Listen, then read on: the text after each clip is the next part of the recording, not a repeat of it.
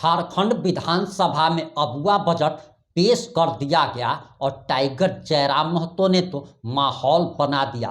नमस्कार, मैं प्रिंस कुमार सिंह और आप देख रहे हैं पॉजिटिव प्रिंस। अगर अभी तक आपने चैनल को सब्सक्राइब नहीं किया है तो खबरों से अपडेट रहने के लिए कृपया चैनल को सब्सक्राइब कर लीजिए। और जो लोग ऑलरेडी कर चुके हैं तमाम लोगों को से हृदय धन्यवाद। अब वापस आते हैं अपनी खबर पर और जरा आप वीडियो देखिए। जो संचालन कर रही हैं, कर्मी ले रहे हैं, वो लगातार धरने पर बैठ रहे हैं, लगातार हड़ताल पर बैठ रहे हैं और उनका मांग होता है कि 8 महीना से 6 महीना से 5 महीना से वेतन नहीं मिल पा रहा है। बोलते हैं ना बहुत जल्द, तो बहुत लंबा चला जाता है, बहुत जल्द नहीं होता है, तो 1 महीना 15 दिन कुछ हो बोलिए। अब जयराम जी काफी सर एग्रेसिव है, यंग है। मुख्यमंत्री कार्यकल्प योजना के तहत पीएससी को 10 लाख रुपया और पीएससी को 2 लाख रुपया का प्रावधान है। जो रिक्वायरमेंट होगा तो हम लोग जी सरकार के विभाग का मुझे उत्तर मिला है और उत्तर में ही उन्होंने स्पष्ट किया है कि डुमरी प्रखंड में 196 पद स्वीकृत हैं और उनमें मात्र 100 ही कार्यरत हैं, यानी लगभग 96 पद रिक्त हैं, यानी औसत 49% की कमी है। नावाडी एवं चंद्रपुरा प्रखंड में 133 पद स्वीकृत हैं, जिनमें अस्थायी कर्मियों की संख्या स्पष्ट नहीं है।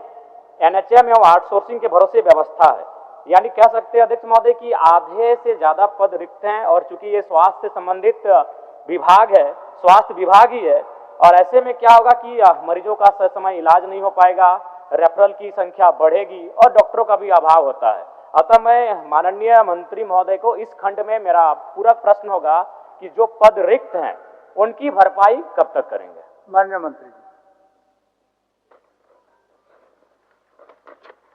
सर, इनका जो प्रश्न है कि गिरिडीह जिला के डुमरी प्रखंड में एक सामुदायिक स्वास्थ्य केंद्र, 2 प्राथमिक स्वास्थ्य केंद्र, एक स्वास्थ्य उप केंद्र संचालित है। इन केंद्रों में कुल स्वीकृत पद 196 के विरुद्ध में 100 पद कार्यरत है। तो इसके विरुद्ध में 133 पद जो है महोदय, हम लोग जब इस पर स्टडी किए थे तो कुछ पद खाली है। हम विश्वास दिलाते हैं महोदय, हम लोग प्रक्रिया में चल रहे हैं, बहुत जल्द इसको सर हम लोग बहाली करेंगे महोदय। डेट बोल देते ना, मैंने 2 महीना 3 महीना, क्योंकि ये स्वास्थ्य से संबंधित है ना, लोगों की गांव ग्रामीण क्षेत्र है, मेरा पूरा एरिया ग्रामीण क्षेत्र है, डुमरी, नावाडी, चंद्रपुरा, तो एक समय दे दीजिए। मैंने आप जो बोलते हैं ना बहुत जल्द, तो बहुत लंबा चला जाता है, बहुत जल्द नहीं होता है, तो 1 महीना 15 दिन कुछ हो बोलिए। सर ये सर बहाली में थोड़ा समय लगता है सर। अब जयराम जी काफी सर एग्रेसिव है, यंग है, तो जो प्रश्न करते हैं तो इनको तुरंत आंसर भी चाहिए, तुरंत रिजल्ट भी चाहिए सर। तो मैं विश्वास दिलाता हूँ कि बहुत जल्द सर हम मंगा लेते हैं और हम चाहे देख लेते हैं कि चाहे एनएचएम से बहाली वहाँ पे करें या फिर जेसीएससी से करें या जेपीएससी से करें, और अगर स्टाफ का होगा तो सर हम आउटसोर्सिंग से करेंगे, लेकिन बहुत जल्द हम करेंगे सर। मेरा दूसरा है, मैंने दवा की राशि को लेकर मेरा सवाल था, जिसमें विभाग का उत्तर आया है कि डुमरी के लिए 4,50,000, नावाडी के लिए 8,33,716 रुपए। महोदय, मैं कहना चाहूंगा एक सीएचसी में औसतन प्रतिदिन कम से कम 150 से 200 की संख्या में मरीज आते हैं, और ऐसे में अगर देखा जाए तो लगभग साल भर में 50,000 से 60,000 की संख्या बनती है। तो मेरा मानना है कि जो दवा का बजट है वह मरीजों की संख्या और उनके उपचार की जो समस्याएं हैं, जो उपचार बाधा आती है, उनमें मुझे लगता है आधा है। तो मैं इस पर मेरा प्रश्न होगा कि क्या मंत्री महोदय दवा का जो बजट है उसे बढ़ाने पर विचार रखते हैं या नहीं? माननीय मंत्री जी। सर देखिए सर, दवा का जो रिक्वायरमेंट था सर, हम लोग डुमरी प्रखंड स्थापना मद से हम लोग ने 4,50,000 रुपये हम उपलब्ध कराए सर, जो पर्याप्त है सर वहाँ, और रिक्वायरमेंट होगा तो हम बढ़ाएंगे, वहाँ कौन बड़ी बात है उसके लिए।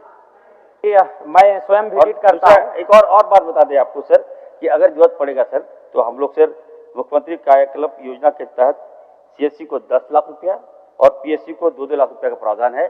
जो रिक्वायरमेंट होगा तो हम लोग देंगे उसको। और उसके बाद मेरा और एक इसमें था कि कंचनपुर में कोविड-19 के समय भारत सरकार से ERCP 2 मद से में प्राप्त राशि से अस्थायी रूप से फैब्रिकेटेड अस्पताल का निर्माण किया गया था, और उसमें क्या है कि स्वीकृति का कोई प्रावधान नहीं होने के कारण अभी तक कोई पद सृजन नहीं किया गया है। तो इस पर कार्रवाई कब तक होगी, क्योंकि वह बन के तैयार है मंत्री महोदय, कंचनपुर में फैब्रिकेटेड हॉस्पिटल बन के तैयार है। जयराम जी, वो जो इमरजेंसी में फैब्रिकेटेड जानते हैं सर। बेड बनाए थे सर तो सर कोविड के दौरान सर हाँ जी सरकार ने सर हम लोगों ने सर 10 बेडेड 50 बेडेड और 100 बेडेड सर हम लोगों ने जी। क्वारंटाइन सेंटर बनाया था सर। फैब्रिकेटेड हॉस्पिटल हम लोग बनाया था ताकि जो मरीज को सर वहाँ पे हम लोग वहाँ पे एडमिट करके उनका इलाज करा सके सर। तो उसके लिए सर कोई फैकल्टी की व्यवस्था नहीं थी, वो सेंट्रल के द्वारा जो फंड आया था उसी के तहत हम लोगों ने बनाया था। लेकिन फिर भी सर जब ये मांग कर रहे हैं कि वहाँ फैकल्टी दें, वहाँ डॉक्टर्स दें, तो हम भी चिंतित हैं सर, हम भी गंभीर हैं कि जब बिल्डिंग वहाँ बन चुका है तो वहाँ पे डॉक्टर्स की प्रस्थापना होनी चाहिए।